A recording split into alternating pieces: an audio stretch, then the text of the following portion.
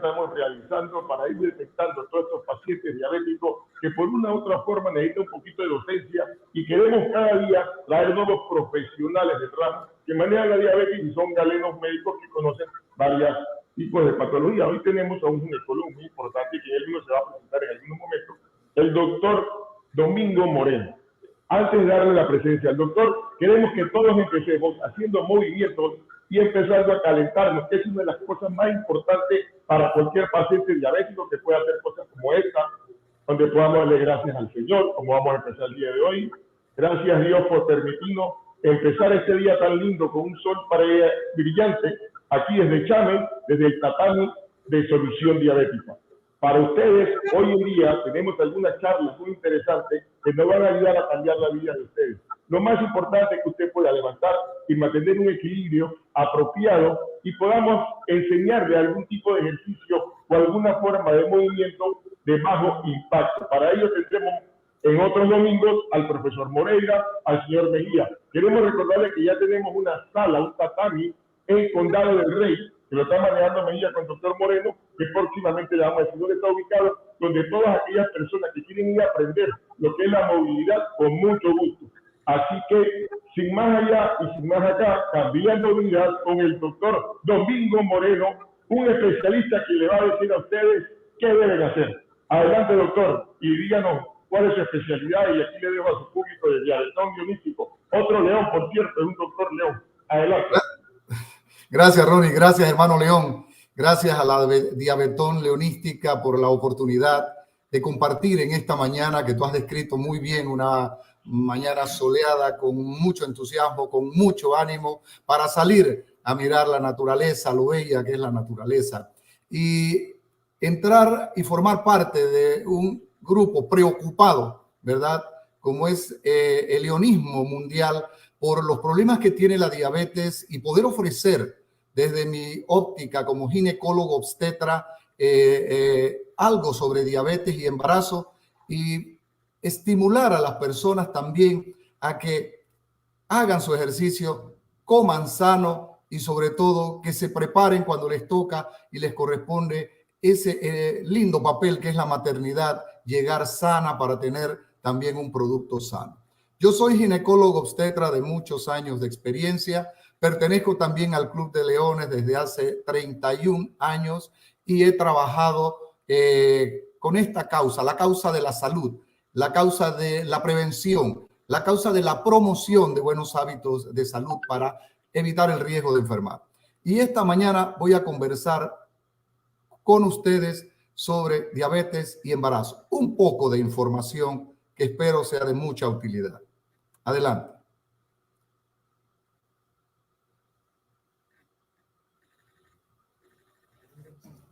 La primera,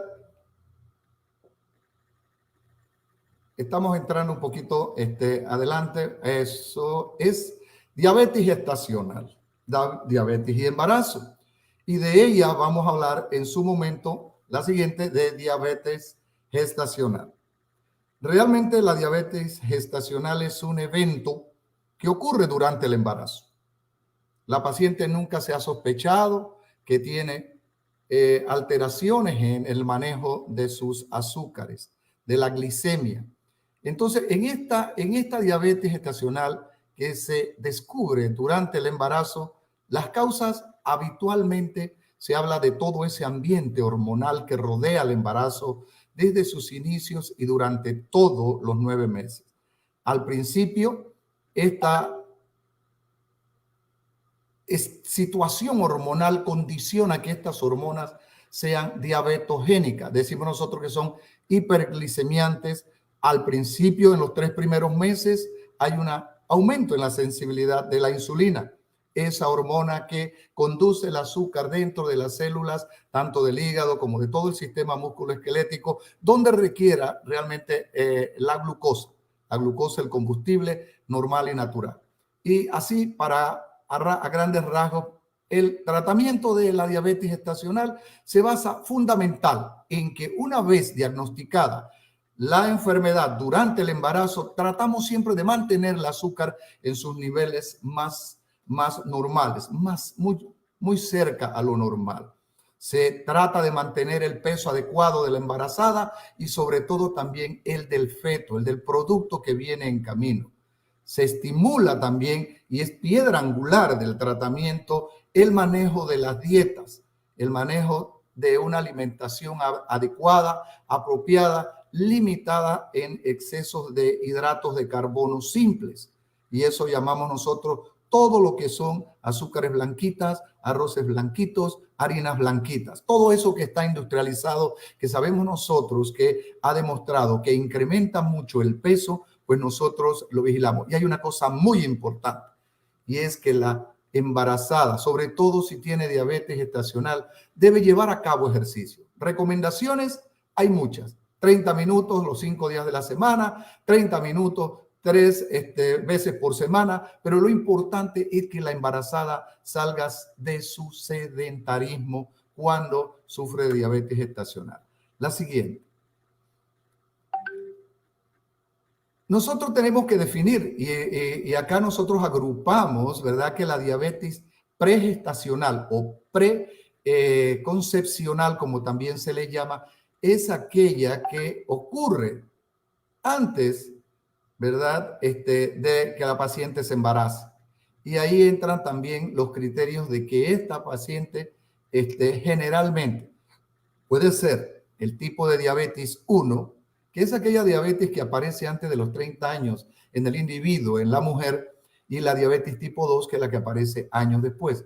La que cumple generalmente con los criterios de diabetes manifiesta, ¿verdad? Y la diabetes gestacional, que esta es la diabetes que ocurre durante el embarazo y que generalmente nosotros diagnosticamos durante el segundo o tercer trimestre del embarazo y que habitualmente no cumple con los criterios de polidipsia, polifagia y la alteración en la glucosa sanguínea. La siguiente. Criterios para diabetes manifiesta, ya habíamos mencionado, una glucosa en ayuno que exceda los 126 miligramos ya le hace sospechar al médico.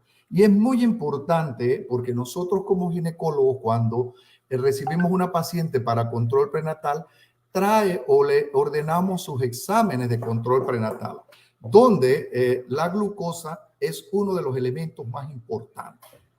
Se toma también el hecho de que una glucosa hecha al azar que exceda los 200 miligramos por decilitro también es un elemento importante que nos dice a nosotros que esa paciente puede ser diabética.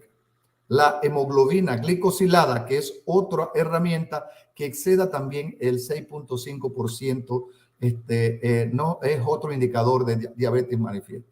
Adelante, la siguiente. Y como dije, clasificamos entonces la diabetes, la pregestacional, aquella paciente generalmente que es diabética tipo 1, que hasta cierto punto es la que se prepara, mantiene su peso, mantiene sus controles con su insulina porque es insulino dependiente y cuando decide tener el embarazo, entonces esta paciente llega a nosotros ya más preparada. El problema también ocurre cuando hablamos ahora de la diabetes, a aquella paciente que es diabética y que se embaraza o no se sabía también que era diabética y se embaraza. Aquí generalmente algunas veces nos llegan un poco tarde. Y hablo como tarde el control prenatal cuando han excedido las 12 semanas de embarazo. Entonces, la diabetes pregestacional o preconcepcional, donde agrupamos la diabetes tipo 1 y la diabetes tipo 2 embarazadas. Y la diabetes gestacional, aquella que vamos nosotros a diagnosticar durante el embarazo, entre las semanas 24 y 28 que llevamos a cabo las pruebas de provocación o las pruebas que llamamos de tolerancia a la glucosa. Tengo que decirles que nosotros consideramos que la diabética o la diabetes que se diagnostica dentro de los 3 primeros meses es una diabetes tipo 2 o una diabetes tipo 1 que no ha sido diagnosticada. Generalmente la diabetes gestacional, como les mencioné, la siguiente cursa la diabetes ¿verdad? Cursa con alteraciones pues en el azúcar. Hay ciertos factores de riesgos que orientan al médico en la historia clínica que realiza desde el principio. Yo, en mi práctica, tanto pública como privada, me gusta pesar a mis pacientes. Me gusta conocer su índice de masa corporal, que es la relación de su peso en kilos a su talla al cuadrado. Ya nosotros tenemos en todos lados cartoncillos en los cuales se compara el peso en kilos con la estatura y obtenemos así el índice de masa corporal. Un factor de riesgo importantísimo que nosotros debemos siempre tener como médicos que hacemos prevención primaria y prevención secundaria es que el índice de masa corporal nos hace sospechar a nosotros de una diabetes gestacional cuando excede los 30 kilos por metro cuadrado. Recordemos que lo normal, la franja de lo normal está entre los 19 y 24.9 kilos por metro cuadrado. Arriba ya de 30 hablamos de sobrepeso y de 30 kilos en adelante ya una obesidad tipo 1. Es importante que también nosotros reconozcamos en esa historia clínica que le hacemos a nuestra paciente el antecedente familiar de diabetes en hermanos, papá, mamá y sobre todo también hoy día nuestras mujeres están llegando a embarazarse más tarde por una razón socioeconómica evidente, llegan a embarazarse más tarde y ese es un factor de riesgo también para desarrollar la diabetes gestacional. Los antecedentes que haya habido de síndrome de ovario poliquístico o que esta paciente nos llegue a nosotros con la historia de que tuvo un primer bebé, ¿verdad? Que pesó más de 4 kilos. Antecedentes de haber tenido síndrome de ovario poliquístico, cuando nosotros sabemos que el síndrome de ovario poliquístico habitualmente cursa con sobrepeso, hirsutismo y un metabolismo alterado de la glucosa. Pero si nos marca en un examen de orina la glucosuria, ojo, ya para nosotros ese es un importante punto a tomar en cuenta para darle seguimiento a nuestra paciente. La siguiente. Epidemiología un poquito sobre esto. Bueno, es conocido que la pandemia más grande que azota ahora mismo el mundo, silenciosa, es la diabetes, ¿verdad? Es la diabetes y la diabetes pues tiene una prevalencia creciente. Esto significa que cada día hay más personas diabéticas y la edad de aparición de la diabetes cada vez es menor. Por lo tanto, si nosotros vemos que nuestras mujeres van postergando su maternidad más allá de los 35 años, nos hace a nosotros pensar que probablemente estas pacientes van en contravía con lo que realmente debía ser la situación de tener sus hijos en forma temprana. El número total de embarazo que generalmente, ¿verdad? Nosotros encontramos, la diabetes gestacional puede ser que aparezca en un 2 a 5%, más que todo, más que la pregestacional, que es menos. Y es también una condición que tiene cierto predominio racial, más frecuente entre asiáticos, afrocaribeños, afroamericanos y latinos. La siguiente. Algo de la fisiopatología que ya mencionamos. El estado del embarazo es un estado hormonal de la mujer. En el primer trimestre hay una gran afinidad y una gran sensibilidad por la insulina, ¿verdad? Sin embargo, al aumentar entonces el embarazo en el segundo y en el tercer trimestre aparecen también y están las hormonas que son glucogénicas, son las hormonas que son diabetógenas. Por ejemplo, el lactógeno placentario, la hormona del crecimiento, los estrógenos, progestanos, cortisol y prolactina son, entre otras hormonas que acompañan el embarazo, que aumentan hasta cierto punto la resistencia a la insulina. Y esto conlleva muchas veces que ciertas diabetes solapadas aparezcan precisamente en esta etapa del embarazo. La siguiente. Pero, ¿por qué la diabetes nosotros los ginecólogos y todos los médicos le prestamos tanta atención durante el embarazo? Primero, porque, como les mencionaba, en los primeros 3 meses donde ocurre la organogénesis, llámese la formación de todos los órganos del bebé, del futuro niño, es donde si encontramos que los niveles de azúcar son altos, nos pueden desarrollar complicaciones del embarazo, comenzando porque el índice de malformaciones fetales es mucho mayor cuando los niveles de azúcar exceden 126 miligramos por decilitro de manera permanente, o por el otro lado, cuando la hemoglobina glicosilada se mantiene por encima de 6.5%.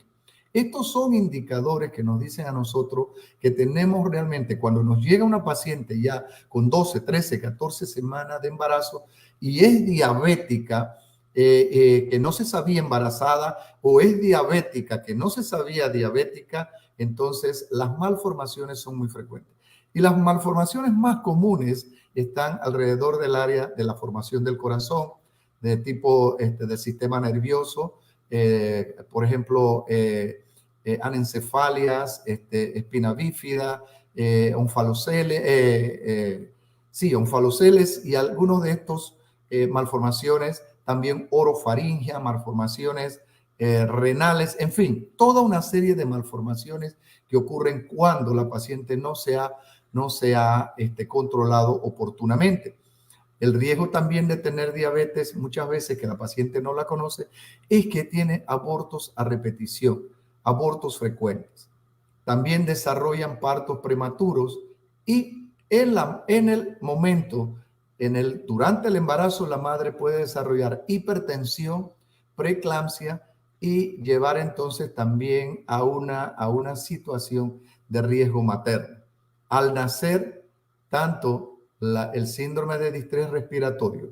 Los niños de madres diabéticas son niños grandes, son macroniños, macrosomía fetal. Estos niños, desde que yo recuerdo, hablaban de gigantes con pies de barro, porque sufren frecuentemente del problema respiratorio, de distrés respiratorio, de hipoglucemia una vez que nacen, y son niños que sufren también de hipocalcemia, de hiperbilirrubinemia, y son niños que se complican realmente. Aparte de su peso, son niños que en el futuro pueden desarrollar obesidad neonatal. Los niños Michelin, que decimos nosotros gorditos, que eran los niños Gerber hace muchos años atrás, que ya definitivamente yo creo que esta compañía no los pone como ejemplo, porque hoy día se sabe que tenemos que trabajar con el control del peso desde el momento en que el bebé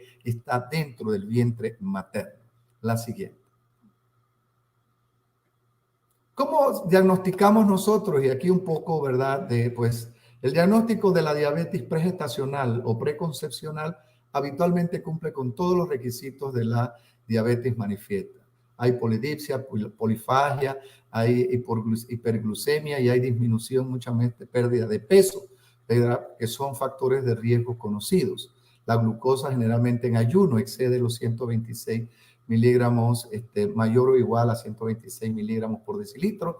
Y si se hace una prueba de provocación o una prueba que es la que a veces la Organización Mundial de la Salud dice que debe darse una prueba de provocación de 75 miligramos de glucosa, vamos a encontrar que a las 2 horas el metabolismo de esta paciente, de su azúcar, es tan dificultoso que puede mantenerse a las 2 horas con más de 200 miligramos de glucosa por decilitro. Igualmente, pues es mayor lo que se refiere a la hemoglobina glicosilada, que, como les mencioné, se asocia muchas veces su nivel alto a la presencia de malformaciones en una correspondencia bastante estrecha. La siguiente. Diabetes gestacional, habitualmente, como les decía, a todas las embarazadas nosotros debemos hacerle una prueba de provocación o una prueba en un paso que se denomina también entre las 24 y las 28 semanas, ¿verdad? Si los valores están por debajo de 126, si los valores a las 2 horas están por debajo de 140, habitualmente nosotros decimos que esta paciente está normal. Se usa en el asunto de una prueba de provocación con mayor cantidad de azúcar, de 100 cuando existen las sospechas y en aquellas pacientes donde en ayuno tienen arriba de 92 miligramos y que a la hora, generalmente si encontramos nosotros más de 180 miligramos y a las 2 horas más de 153 miligramos, podemos decir que estamos ante una diabetes gestacional. La siguiente. Y la estrategia de 2 pasos, ¿verdad? Que es una prueba que se hace, esta prueba se hace primero. Ante la sospecha, una prueba de tolerancia, pero sin que la paciente esté en ayuno, con 50 gramos de glucosa. 1 hora después, se le da, si esta sale alterada, más de 150 miligramos a la hora, hay que pasar a la segunda prueba. Esto generalmente es una prueba de laboratorio. Se le da entonces una prueba de tolerancia, pero ahora con 100 gramos de glucosa a estas pacientes que nosotros tenemos que sospechamos que tienen diabetes y esta es un poco más agresiva. A la hora 180 miligramos ya nos comienza a decir que hay un problema. A las 2 horas 150 miligramos ya pues no hay un metabolismo adecuado y a las 3 horas si la paciente mantiene 140 miligramos es diagnóstico de que hay una diabetes gestacional o hay una diabetes en esta paciente. Adelante. ¿Cómo manejamos nosotros la diabetes pregestacional? Generalmente la diabetes pregestacional o preconcepcional se maneja con un equipo multidisciplinario. Esto habitualmente la paciente nos llega a nosotros con historia de que es diabética o una paciente diabética tipo 1, ¿verdad? También que decidió embarazarse, que logró embarazarse. Entonces nosotros inmediatamente el ginecólogo se convierte en el organizador del equipo de trabajo, tanto privada como públicamente. Esto es lo que debe hacerse. Cruzamos una interconsulta para el endocrinólogo o medicina interna en caso tal de que no haya el otro, con el nutriólogo, nutricionista, con el psicólogo, muchas veces dependiendo de los años, sobre todo en la diabetes tipo 1, una evaluación por oftalmología, el trabajador social en caso de que exista en la medicina pública, ¿verdad? La oportunidad de conocer el ambiente, el sitio donde esta paciente va a llevar a cabo su embarazo, donde vive en su ambiente, y también el educador de la salud, porque la diabetes es un continuo enseñar y un continuo aprender en salud. Asegurar entonces durante todo el embarazo un adecuado perfil glucémico es lo más importante y mantener la hemoglobina glicosilada por debajo del 6%. Las interconsultas correspondientes, si existen otras patologías de fondo y los exámenes complementarios que se deben llevar a cabo. La siguiente. Manejo médico. Aquí es tan importante que apenas diagnosticamos la paciente, lo primero que nosotros exploramos es qué es lo que come, qué hace nuestra paciente. Porque esto va a representar un cambio en el estilo de vida. Y aquí yo siempre pregunto por las gaseosas, por los dulces, por las pastas, por todo aquello que inicialmente les dije yo, que son las azúcares altamente refinadas, que yo quiero alejar a mi paciente de ellas de la manera más eficiente que yo pueda. Entonces, allí me apoyo con el nutricionista, quien debe planteármele a la paciente un programa de trabajo con su dieta. Y es una dieta que no solamente va a servir para el embarazo, es un cambio de actitud también para el futuro. Los ejercicios siguen siendo también pilar fundamental en el manejo médico de la paciente diabética. Y aquellas pacientes que tienen diabetes tipo 1 embarazadas, un automonitoreo de su glucosa de manera como lo ha estado haciendo y según recomendaciones también de su endocrinólogo. Educación en salud es fundamental en esta situación y en este momento para el manejo médico. Siguiente. Manejo durante el embarazo. Durante el embarazo, el ginecólogo obstetra por lo menos va a recomendar 3 ultrasonidos. Muy importante. El primer ultrasonido, sobre todo en aquellas pacientes que llegaron descompensadas o en las diabéticas tipo 1 o en aquellas pacientes que nos llegaron tarde también. A la 6ª semana, sobre todo para indagar en el ultrasonido por malformaciones. Como les dije, la glicemia alterada induce a generar malformaciones en el embarazo en sus primeros 3 meses, en el momento de la organogénesis. A la semana 18 y 22, un ultrasonido donde volvemos a evaluar. Es importante en el primer ultrasonido que el ecografista, el ultrasonografista, persona entrenada, sobre todo en medicina materno-fetal, nos dé a nosotros la velocimetría, que es la velocidad de circulación que sirve como un parámetro predictivo para saber si esta paciente nos va a desarrollar a nosotros hipertensión y preeclampsia. Eso se hace en la arteria uterina y algunos lo hacen en la arteria cerebral media también.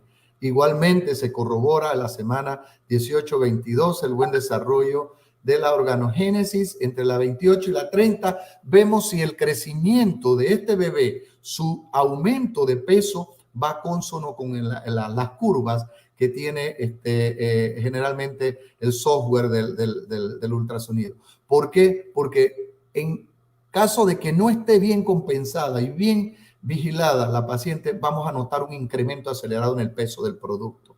Y ya para las 35, 36 semanas de embarazo, el ultrasonido nos sirve como un parámetro para evaluar el desarrollo ya del bebé, su situación placentaria. Se hace una medición también de la velocidad en la arteria, en los vasos del cordón umbilical, al igual que un estimado del peso, ¿verdad? Para ir buscando el camino hacia cuál va a ser la vía de terminación del embarazo. La siguiente.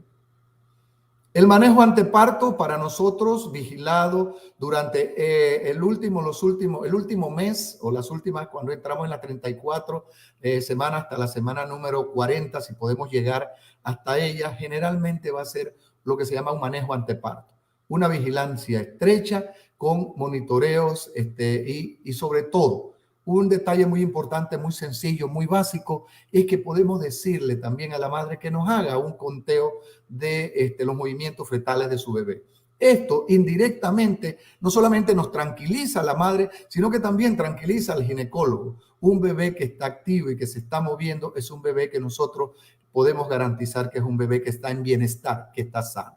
El monitoreo electrónico que puede comenzar entre la semana 34, 36, cada 15 días o cada semana, dependiendo de cuál ha sido y cómo ha sido el control de esto. Aquí también nosotros, dependiendo de cómo ha sido el embarazo, a veces recomendamos lo que se llama la utilización de corticoides para la maduración pulmonar del bebé.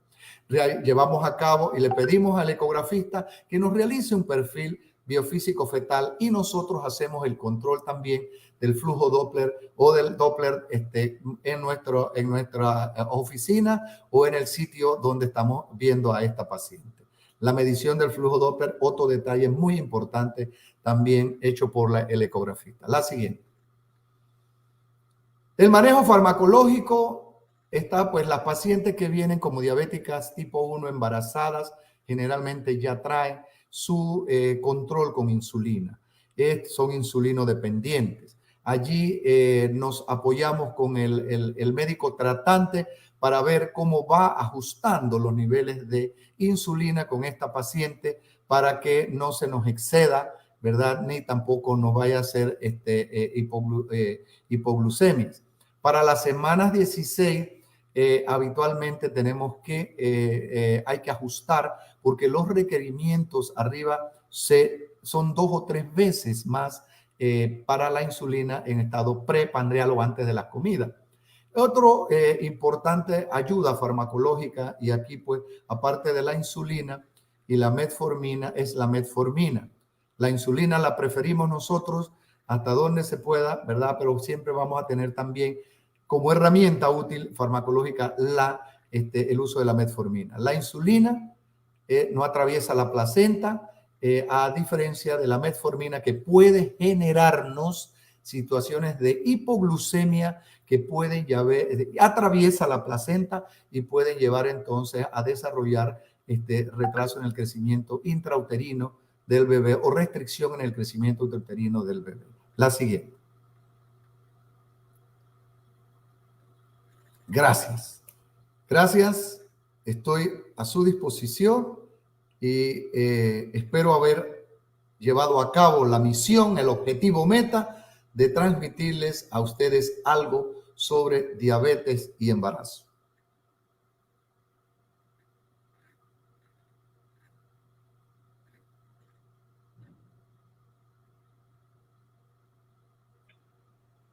Buenos días, doctor. Creo que ha sido bastante interesante su charla. Muchas personas nos han estado escribiendo. Déjenme ver. A ver qué. Ok. Vamos a ver de las preguntas que tenemos acá. Me escribió Eduardo Saavedra González, Diabetón, Iris Ortega. No hay muchas preguntas, por lo que veo como que todo ha quedado bastante claro y las personas tienen más o menos la idea de lo que estamos hablando, porque hemos estado todos los domingos. Déjenme ver si alguien nos mete alguna de las preguntas. Ven adelante, en muy buena exposición, doctor Domínguez. Saludos y felicitaciones. Adelaida Martínez. El señor Casal también le manda saludos. El señor Luis Alberto Selles, quien está en sala. Así que estamos esperando a ver si de las personas que están en sala tienen algún tipo de pregunta, algún tipo de comentario. Para eso es el día de hoy que estamos abiertos. Ok, ahí está saliendo al aire todos los comentarios de las personas que nos han estado viendo y que están muy entusiasmadas con este tipo de docencia, que queremos ir potencializándola todos los domingos para que lleguemos a tener más o menos un nivel de audiencia que pueda ir controlando sus niveles de glicemia, que entiendan que somos lo que comemos, es parte de lo que decimos, y el ejercicio. Por eso empezamos la mañana muy linda con este bello día, y la parte espiritual, la parte esta del sol que nos llena de energía, la energía que tiene el sol y que tiene la naturaleza, que tenemos que compartirla con todos aquellos. Ahora en pandemia estuvimos encerrados, pero tenemos la oportunidad de volver a salir y respirar este nuevo dinamismo. Parte de la idea del diabetón es crear esta conciencia de que la diabetes es una enfermedad silenciosa. Tenemos al doctor Moreno, tenemos al doctor Liberato, a la doctora Placia, a la doctora Kiosai. Tenemos una cantidad de galenos profesionales que estamos sirviendo en el mismo y queremos poner a ustedes a la disposición de todo nuestro conocimiento. Yo a través del Tai Chi, de las terapias que doy, yo tengo ya varios años dando terapia, tenemos al profesor Sensei Moreira, tenemos a Mejía Paramédico que tiene un dojo. Estamos haciendo un equipo, doctor, bastante grande e interesante. Estamos dispuestos a apoyar a todas aquellas las personas que no tienen idea. Lo bueno del Facebook es que no cuesta nada, es abrirlo los domingos. Usted si está ahí en casa y su abuela está mal, vaya a la casa de la abuelita y le enseña el Facebook. Los nietos son los que más manejan este tipo de tecnología. Gracias a esta tecnología podemos llegar a esas miles de personas que no entienden que no están solos. Por eso nosotros los leones servimos. Algo más, doctor Moreno, ya que te sale rapidito. ¿Puede darle un poquito briefing de su historia leonística para que conozcan los que no conocen? Gracias. Yo he sido león, inicié diciendo desde hace 31 años. Realmente ingresé al leonismo por invitación de un pasado gobernador. He estado en mi área, mi fortaleza pues es la salud, y desde ahí he estado siempre anuente no solamente en el campo, sino también a través de conferencias, de ayudar, de apoyar, porque hay una cosa interesante, hermano Ronnie, y es que así como hablamos de anillo de seguridad en general, hablemos del primer anillo de seguridad, que es la persona. El individuo tiene que saber, ¿verdad?, qué come, cuándo no hace ejercicios, qué toma, que su estilo de vida a veces está sometiendo su organismo a una serie de estreses y de situaciones que lo llevan realmente a enfermar muy temprano. Cuando yo mencionaba que la diabetes tiene una prevalencia creciente, esto significa que estamos encontrando personas jóvenes, más jóvenes cada día, sufriendo de diabetes. Esto significa que nuestra mujer, nuestras damas que prolongan su maternidad por razones socioeconómicas, como he dicho, esto las encuentra a ellas muchas veces en sobrepeso, muchas veces ya con el factor edad encima y con dificultades para lograr un embarazo. Entonces, es allí donde nosotros, los Leones, el Club de Leones, y esto es para todo el distrito, tenemos esa fortaleza, como tú mencionas. Tenemos médicos, tenemos enfermeras, tenemos un equipo de salud que puede trabajar y tenemos que tener también psicólogos y tenemos psicólogos, tenemos educadores de la salud. Tenemos una fortaleza muy grande y sobre todo el compromiso de nuestra organización internacional que ha hecho eco de la Organización Mundial ha dicho, tenemos una pandemia y tenemos que buscar todos unidos la forma de ayudar a nuestra población, a nuestra gente. Y también hacer campaña de que a la gente se le vendan alimentos sanos, ¿verdad? Para poder, porque si no tenemos el acceso a los alimentos, ¿qué podemos hacer entonces con aquella gente humilde, aquella gente pobre que no puede a veces? Porque hay una cosa que es cierta, que los alimentos llamados integrales o aquellos carbohidratos integrales y aquel arroz integral, aquella harina integral, aquella azúcar integral, es más cara. Es más cara. Y ahí confrontamos entonces una situación de tipo socioeconómica que también nosotros tenemos que ver de qué manera nos hacemos aliados y hacemos alianzas para abrirle a aquellos que le ofrecen la alimentación a la población. Por favor, ofréceles alimentos sanos a la gente. Doctor, tenemos ahí a la doctora Plácida que nos hizo varias preguntas que estaban ahí casualmente. La tenemos en vivo, doctora, si le quiere hacer las preguntas directamente al doctor, ya que la doctora Plácida es la presidenta del Diabetón este año y nos acompaña. Doctora Plácida, qué mejor que usted se la pueda hacer en vivo aquí al doctor Moreno. Bienvenida, doctora, ¿cómo estamos? Buenos días, hermano León. Para nosotros, el grupo del Diabetón Leonístico, es un placer tenerlo aquí compartiendo con nosotros un tema muy importante, que es la diabetes, que es una pandemia, como usted lo dijo. Una de las preguntas que quiero enfatizar es el siguiente, que le explique a todos nuestros que nos están compartiendo en estos momentos la división de los trimestres, porque usted les habló del primer trimestre, segundo trimestre y tercer trimestre, y hay muchas personas que no están todavía, son jóvenes y no tienen conocimiento de los trimestres, porque los primeros trimestres son una de las partes más importantes. Entonces quisiera que haga la explicación a las pacientes que están con nosotros y los varones también están interesados. Sí, claro, claro. ¿Cómo no? Mira, la verdad que es un lenguaje un poco técnico y ahí uno comete a veces el error de hablar de trimestre, porque el embarazo, la población lo reconoce como en 9 meses. Decía un profesor mío, 9 meses de calendario habitual, 10 meses de calendario de luna, y uno dice, bueno, ¿a dónde llegan el primer trimestre?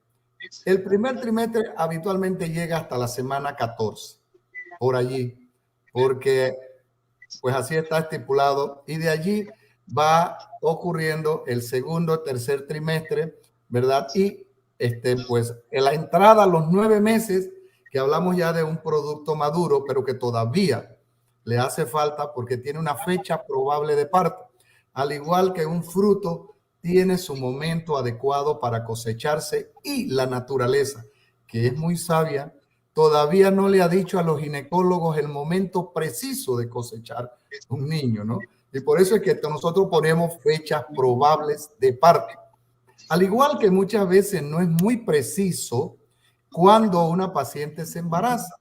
Por eso es que nosotros tomamos para contar nuestros trimestres y nuestros meses, es la fecha de la última menstruación. El primer día de la última menstruación, a partir de ahí el ginecólogo comienza a contar, que generalmente va a llevar 2 semanas de diferencia con las cuentas que lleva la paciente o su pareja, ¿verdad? O la pareja. Hoy día en las redes hay toda una información que cuando yo veo a mis pacientes que llegan en el celular me dicen, doctor, usted me dice que yo tengo 16 semanas.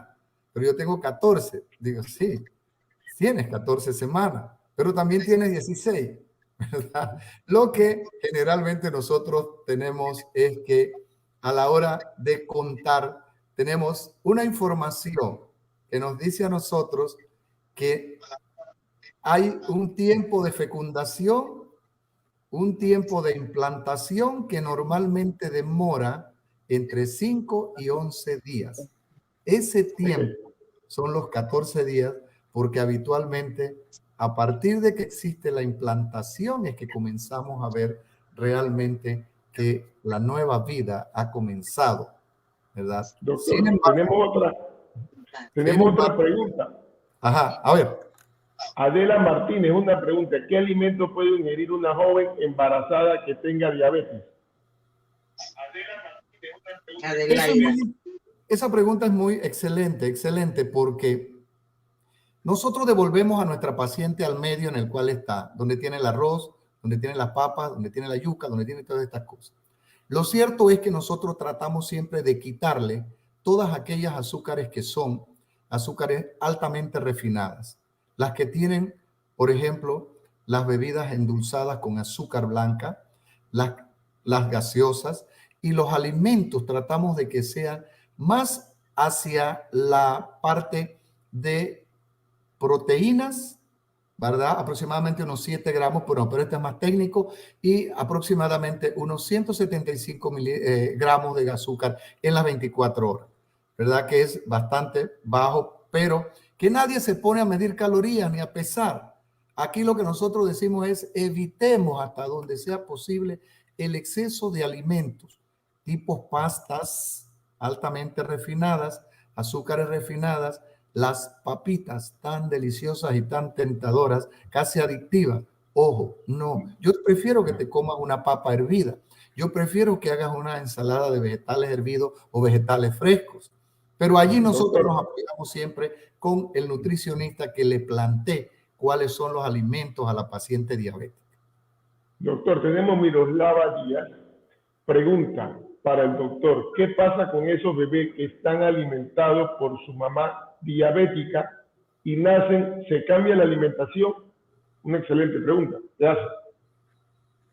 ¿Qué pasa con los bebés que son, miren, la leche materna sigue siendo el alimento fundamental?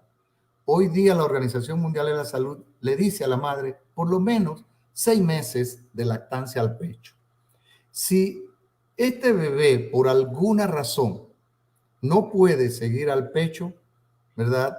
Porque la madre está enferma, porque la madre se quedó en el hospital, por algunas cosas, pues existen fórmulas que ninguna, lo digo, ninguna es igual a la leche materna, porque no hay nadie que haya podido hacer igual la leche en las empresas farmacéuticas como es la leche materna.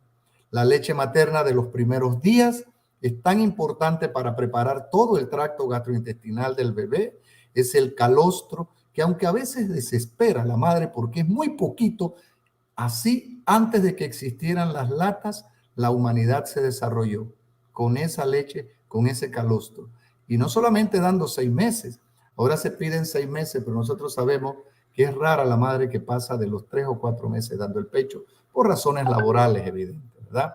Pero siempre nosotros vamos a ver que un bebé que nace de una madre diabética, inmediatamente hay que estar vigilante porque puede desarrollar una hipoglucemia, porque puede desarrollar hiperbilirrubinemia, y ahí el pediatra neonatólogo siempre está atento a eso. Gracias, doctor. Bueno, doctora Plácida, ¿tenemos alguna otra pregunta, algo más en sala para el doctor Moreno? Sí, cómo no. Una de las causas de las cesáreas para las pacientes que tienen problemas, quisiera que nos determine la condición de las cuales usted toma como consideración para hacer cesárea en una paciente diabética. El mecanismo de parto o la vía de parto generalmente pues la decide el ginecólogo. Si se da una condición, y por eso decía el seguimiento de un bebé que está en 3.8, 3.9, 4 kilos, indudablemente que ahí existe una desproporción cefalopélvica. Es decir, el bebé no va a pasar por el canal de parto sin que sufra un trauma obstétrico y un riesgo muy alto. Y no nos corremos el riesgo. Esa es una indicación ante macrosomía fetal. Un bebé que por alguna razón, llegada a las 37, 38 semanas, comienza a tener algún tipo de problema diagnosticado, ya sea por monitoreo electrónico, por ultrasonido, o porque la madre también está percibiendo que los movimientos de su bebé son cada vez menos intensos, menos fuertes, menos frecuentes, y nosotros encontramos que una placenta está sumamente calcificada, una placenta que no va a resistir una labor de parto. Esa es otra indicación ya de tipo fetal, ¿verdad? Aparte de que se pueda dar cualquier otra condición que ponga en peligro la vida del bebé en el momento de dar a luz o la vida de la madre. Generalmente el obstetra encuentra la indicación apropiada, pero lo ideal sigue siendo, si el embarazo llega a término, sigue siendo el parto normal. Doctor, nos preguntan ahí, en las mujeres no embarazadas, con diabetes tipo 2, se ve mucha infección. ¿Cuál es su opinión al respecto? Cuando nosotros estamos viendo muchas infecciones vaginales, llámese vulvovaginitis micótica, que tal vez es la más frecuente, puede significar una cosa, que tenemos una azúcar que no estamos controlando adecuadamente. Ya se sabe perfectamente que la cándida en todas sus especies son muy afines al azúcar, son muy afines a mantener esas áreas donde ellas prosperan, ¿verdad? Entonces, allí tenemos nosotros que vigilar muy bien si hay alguna inestabilidad en la glucemia, en la glicemia de la embarazada, porque pueden estarse dando picos de alza del azúcar y eso nosotros no lo estamos tomando. De ahí que en estas pacientes haya que vigilar, y algunas, cuando son insulino dependientes, estas pacientes tienen que modificárseles hasta las horas en las cuales ellas se monitorean su glicemia capilar. Doctor, nos preguntan, nos comentó que las mujeres con síndrome ovario poliquístico había alto riesgo de diabetes tipo 2.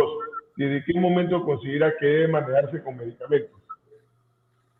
El síndrome de ovario poliquístico específicamente pues consta de obesidad, tiene hirsutismo, aparte del crecimiento por falta de ovulación. La ovulación en estas pacientes está impedida. Por eso es que se van desarrollando quistes y quistes uno sobre otro dentro del ovario, lo que genera que el diagnóstico ecográfico, ultrasonográfico de unos ovarios grandes llenos de microquistes.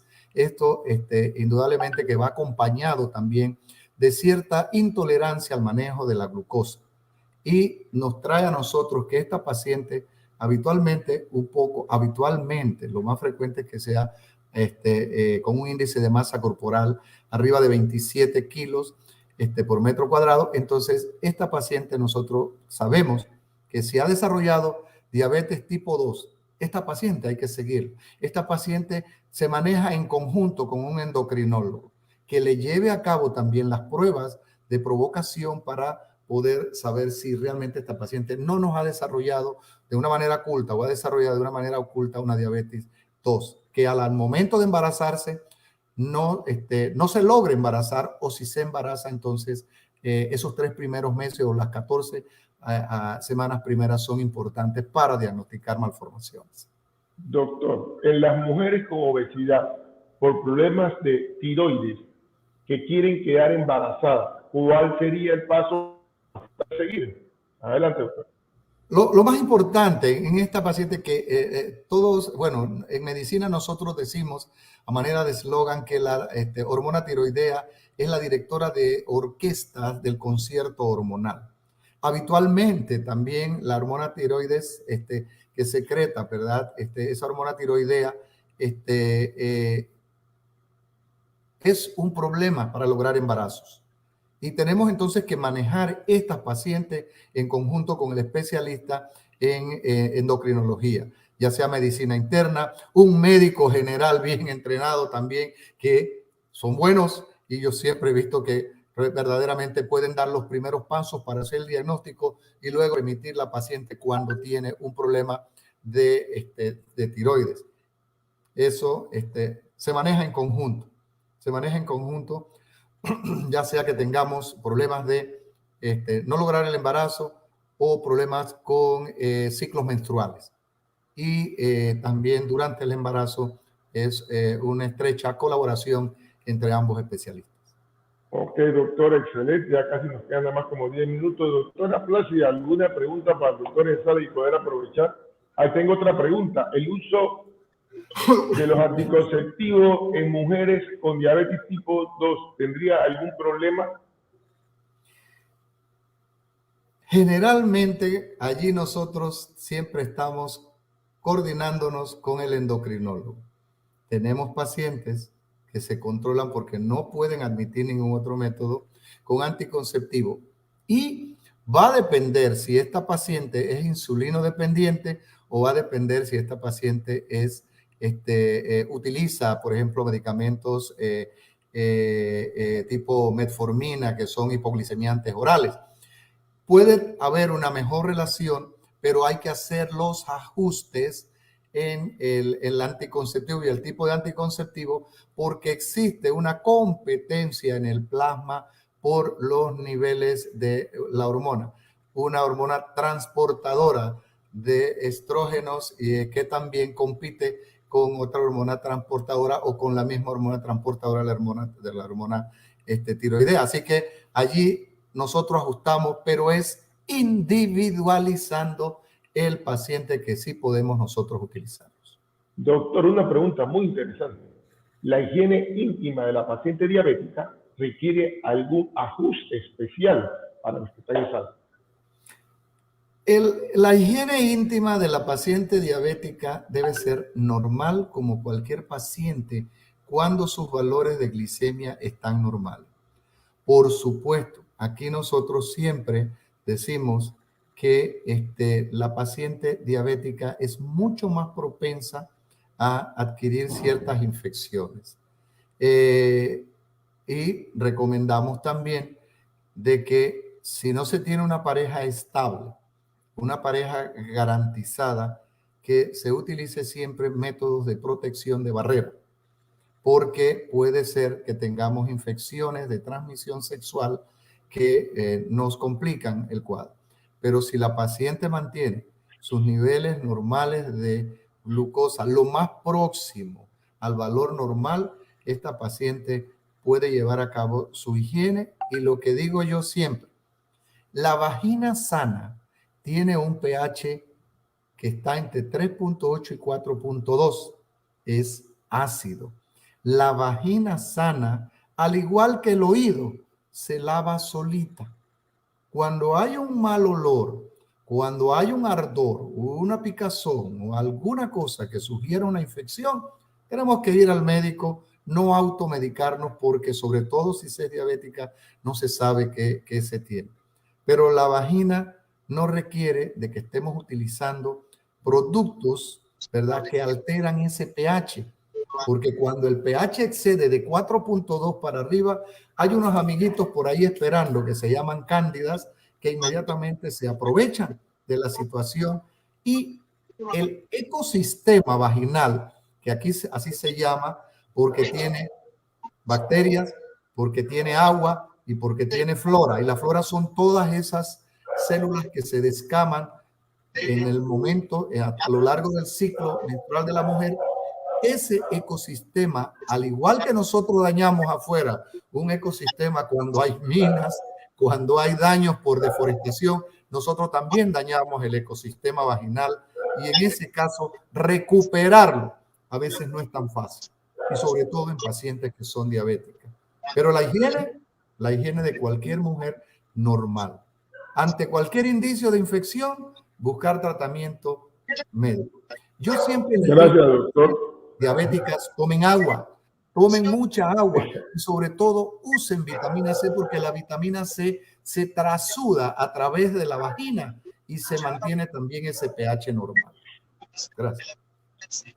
Ok, una excelente respuesta. O sea, en pocas palabras, si usted siente que tiene un mal olor, eso puede ser un indicio de diabetes también, porque muchas personas no saben cuáles son los factores que anuncian que uno es diabético porque es una enfermedad silenciosa. Por eso ir al médico. Sí, cuando nosotros tenemos pacientes que tienen infecciones por hongos, muy a repetición, y uno mira el biotipo, una muchacha grandecita ella o que tiene tal cosa, un detalle importante es lo que se llama acantosis nigricans. Yo creo que este término lo hemos escuchado.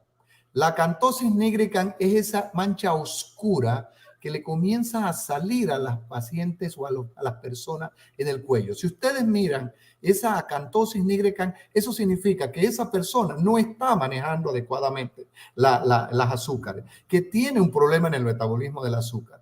Y si usted se pone a ver también, yo como ginecólogo que miro esas zonas muy oscuras, digo, ojo, porque cuando yo la miro acá abajo y voy al cuello, me voy a encontrar la misma réplica, acantosis nigricans entre los muslos y acantosis nigricans en el cuello. Son malos presagios y habitualmente si está acompañada de infecciones a repetición, ojo, hay que buscar la diabetes porque anda dando vueltas por ahí. Gracias, doctor. De eso se trata, de poder detectar los indicios de diabetes. Así que, doctora Plácida, ¿alguna otra información que tengamos para el doctor que lo tenemos en sala y aprovechar para los que nos están escuchando por Diabetón en México? Como no, una de las preguntas que quiero hacerle a mi querido hermano León, Domingo Moreno, con relación a la líbido en la mujer y en el varón cuando tienen diabetes, con ese deseo de sexo o no, podríamos aquí darle una explicación porque hay varones también. Sí, uno de los indicios, es verdad, que le pueden sugerir que el varón tenga problemas con el manejo del azúcar o diabetes solapada es también la pérdida del interés sexual, la disminución de la libido. Aunque habitualmente nosotros nos damos cuenta que el hombre después de los 40, 50 años en adelante probablemente disminuye su deseo sexual. En la mujer igualmente puede haber, claro, esto lo puedo decir, si es diabética va a haber un desinterés o las relaciones se le hacen sumamente incómodas, se irrita, le pica, le arde, no hay la lubricación apropiada y entonces se forma lo que nosotros llamamos la tríada de la disfunción psicosexual. Dolor, miedo y rechazo. Y el rechazo se traduce como una falta de respuesta adecuada a la sexualidad. Una falta de respuesta que nos trae a nosotros entonces un conflicto a veces de pareja que tiene que hablarse, que tiene que buscarse cuáles son las causas. Por razones de la edad disminuye la libido, pero hay otros elementos que complementan eso. Pero también, ojo, también porque hay otras disfunciones que forman parte también de esa alteración en las relaciones.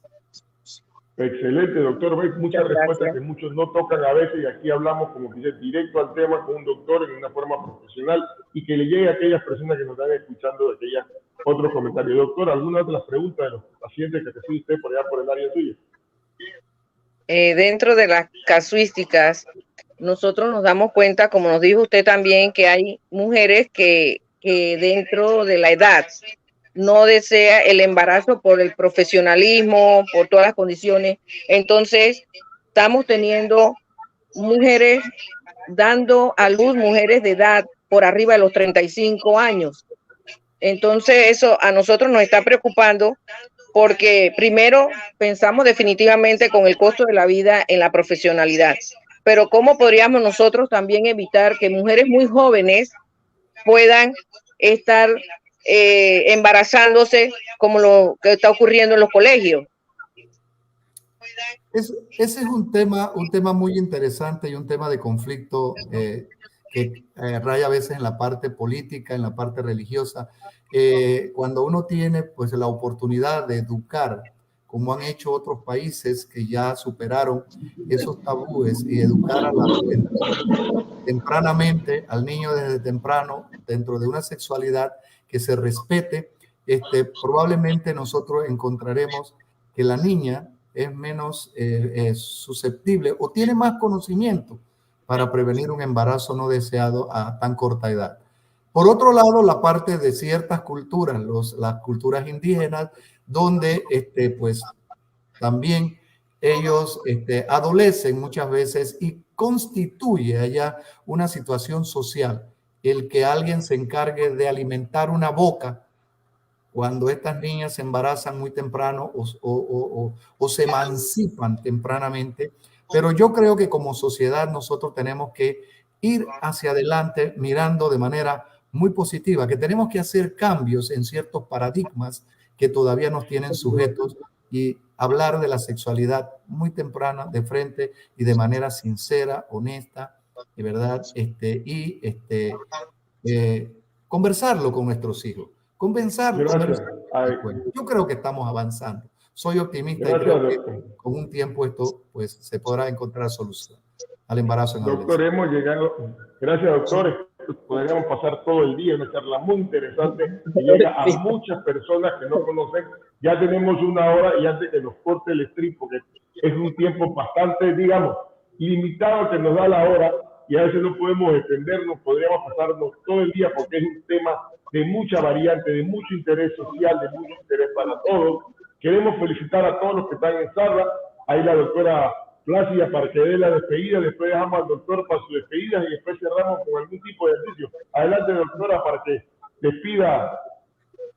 Bueno, damos las gracias definitivamente a esa excelente exposición, a esos excelentes conocimientos que nos ha transmitido, y definitivamente lo seguimos esperando a que pertenezca a nuestro grupo, el Diabetón Leonístico, porque los hermanos leones siempre estamos para servir, que ese es nuestro lema, y yo sé que usted lo tiene siempre presente. Hermano Domingo Moreno, bienvenido al Diabetón. Esperamos que continúe con nosotros.